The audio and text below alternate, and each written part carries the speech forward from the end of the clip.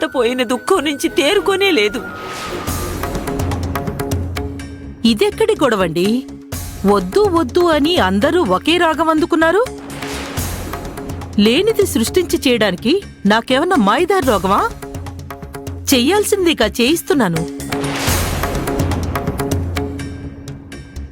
అయినా పెద్దవారు మీకా మాత్రం చెప్పాలా? మీకు తెలీదా? మీరు బయటికి వెళ్ళండి. నాన్నమ్మ, నువ్వు బయటికి వెళ్ళొద్దు నాన్నమ్మ. వాసుకి, ఈ సమయంలో నేను నా మనవరాలతో ఉండడం చాలా అవసరం. నేను అండగా ఉంటేనే కొంచెమైనా తనకి గుండె ధైర్యంగా ఉంటుంది. ఎంతసేపు మీ గోల మీదే గాని ఆచారాన్ని శకునాన్ని పట్టించుకోరా మీరు? ఇదిగో, ప్రతిదానికి నాకిలా అడ్డుపడే కుటుంబానికి గడ్డు పరిస్థితి తీసుకొచ్చారు.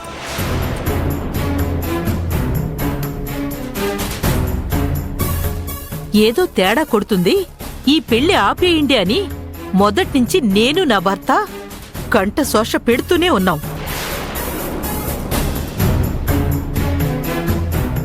అరవింద్కి త్రుటిలో ప్రమాదం తప్పింది. పెళ్లికి ముందు రోజు నగలు పోయి దొరికాయి. ముహూర్తానికి ముందు చక్రవర్తి అన్నయ్యకి గుండె నొప్పొచ్చింది. అన్ని ఇబ్బందులొచ్చినప్పుడైనా ఈవిడిగారి తలరాత బాలేక ఆటంకాలొస్తున్నాయని సంకేతంగా తీసుకుని పెళ్ళి ఆపారా అంటే అరవిందుని పోగొట్టుకుని కంటతడి పెట్టుకునేదాకా తీసుకొచ్చారు. అప్పుడు మీరంతా నన్ను దోషిలా చూశారు. మళ్ళీ ఇంకో దోషం అంటకుండా ఈ దరిద్రం. మేము తిరిగి నిన్నేమీ అనలేని పరిస్థితిలో ఉన్నాం కదా అని నోటికొచ్చినట్టు తప్పుగా మాట్లాడుకు.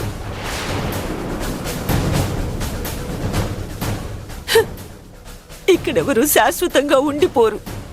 నువ్వైనా నేనైనా ఇంకెవ్వరైనా కాలం చెల్లితే అందరూ